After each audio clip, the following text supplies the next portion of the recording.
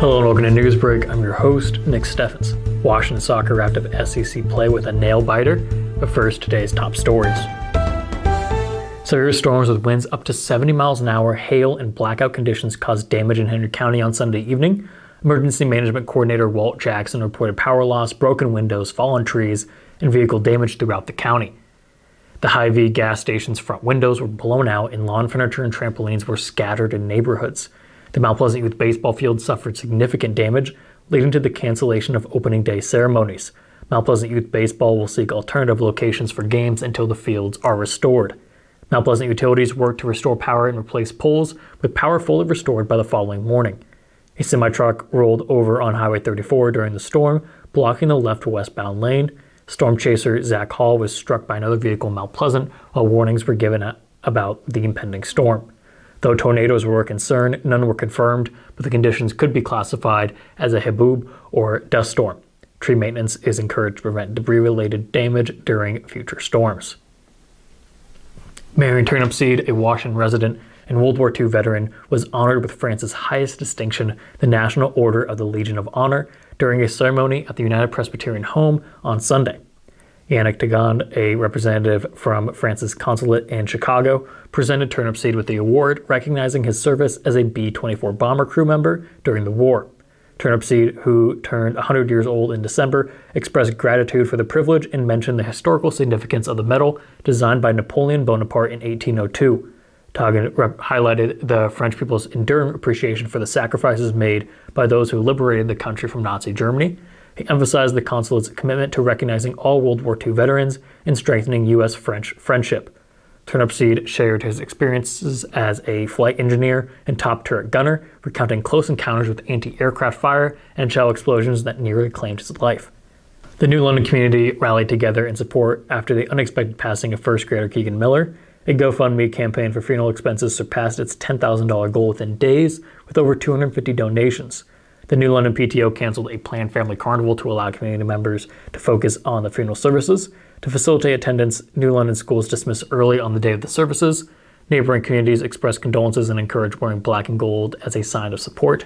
Schools in Danville, Morning Sun, Fort Madison, Winfield, Mount Union, Keokuk, and even Des Moines joined in wearing the school colors. Sadle Eagles football team, led by Coach Ben Fry from New London, offered their support and organized a prayer for Keegan's family.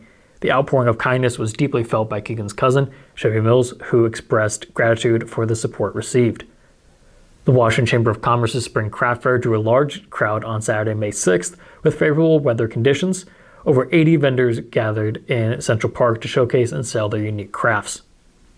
Shea Fetters and Elise Snyder teamed up to sell crocheted items at their booth, including stuffed animals, blankets, pot holders, and rugs. Fetters from Oskaloosa and Snyder from Grinnell both discovered a passion for crocheting and decided to combine their skills. They believe that crocheting is making a comeback, even though it has traditionally been popular among older generations. Ron Hall, a retired resident of rural Washington, displayed his homemade stained glass items at the fair, including pieces with Iowa Hawkeyes and Iowa State Cyclone themes.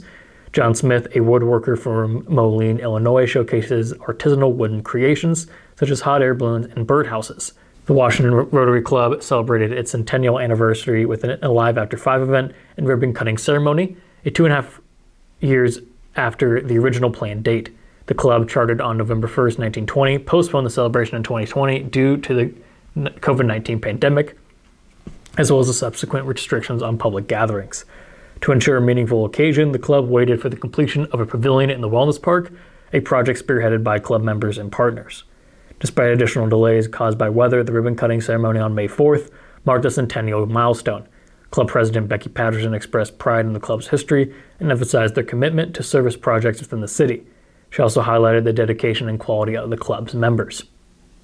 We're going to take a quick break, and when we come back, we'll take a look at the weather and sports.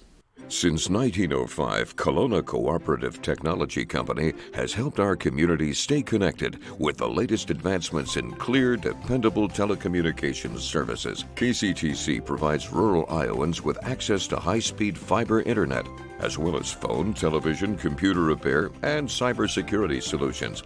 We're also proud supporters of local organizations and area schools within the community. KCTC, keeping Kelowna connected.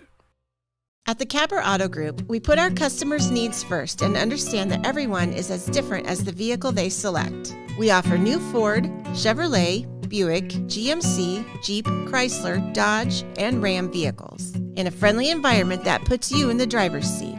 When it comes to service, we maintain factory-trained technicians and competitive pricing. The Capper Auto Group still believes that service after the sale provides the best customer experience. Come see the Capper experience for yourself. Hospice isn't a place, it's a type of care that focuses on living. Servicing a 7-county area, the Hospice of Washington County staff of nurses, social work, hospice aides, spiritual and grief support, volunteers, music and massage therapists are able to provide free end-of-life care where the patient lives. We write wills, give consent for organ donation, but rarely is there a plan for what we would want the final phase of our lives. At Hospice of Washington County, we encourage our patients to be in charge of their healthcare decisions while maintaining quality of life. Tammy takes the time and has the personal interest in each one of us. I don't worry about what's going to happen because I know my policy is taken care of. She pulls what I need and puts it together, which is the program I get from her. Every year she calls around September or so and says, there's changes again, and I'm going to do the best thing for you. It's been perfect. She does a great job. Welcome back to Newsbreak. I'm your host, Nick Steffens. Coming up, we have your 5-day forecast, but first, obituaries. Ronald James Allison of Washington passed away on May 7th at the age of 82. A celebration of life will be held at 10:30 a.m. May 13th at Grace Community Church. Jones and Eden Funeral Home is in charge of the arrangements. Tom D. Scepter of Fairfield passed away on May 7th at the age of 68. No services are planned at this time. Murphy Funeral Home is in charge of the arrangements. Dr. Dwayne Capper of Solon passed away on May 7th at the age of 57.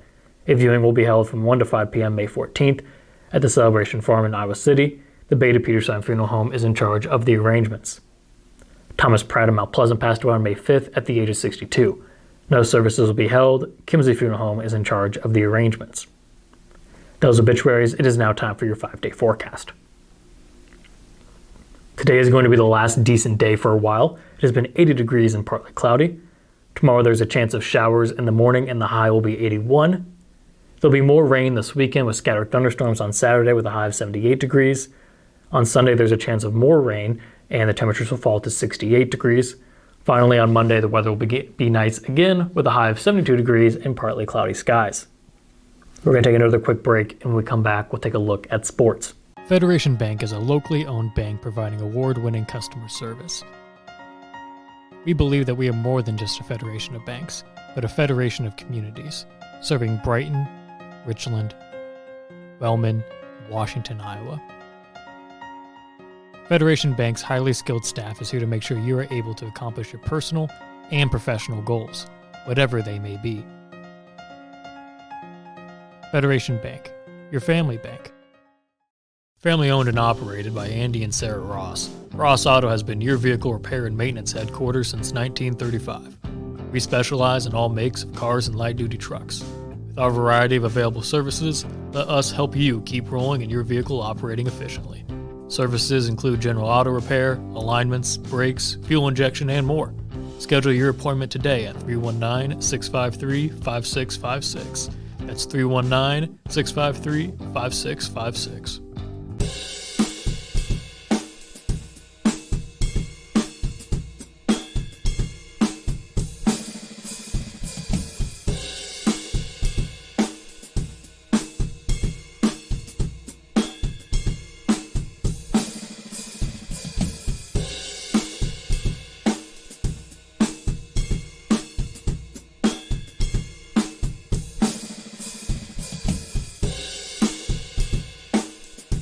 Welcome back to Newsbreak. I'm your host, Nick Steffens. It is now time for sports. And now, sports, brought to you by Fairway.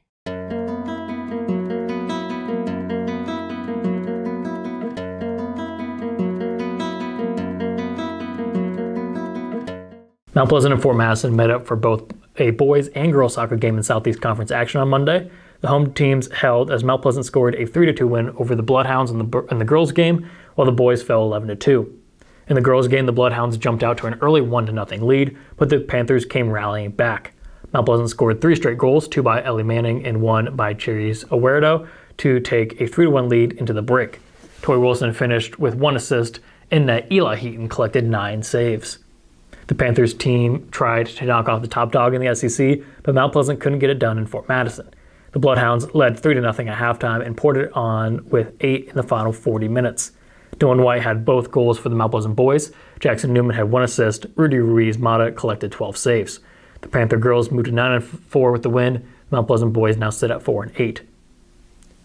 Things were looking bleak for Washington boys soccer on Monday night against Burlington. The Demons trailed the Greyhounds 1-0 for over 65 minutes, but with just 2 minutes to go, Washington's Brian Ariola drilled a free kick from around 30 yards out to tie it 1-1. Burlington went on to score its 4 penalties, and a 5th penalty wasn't needed as Washington came short 2-1 after a 4-1 penalty shootout.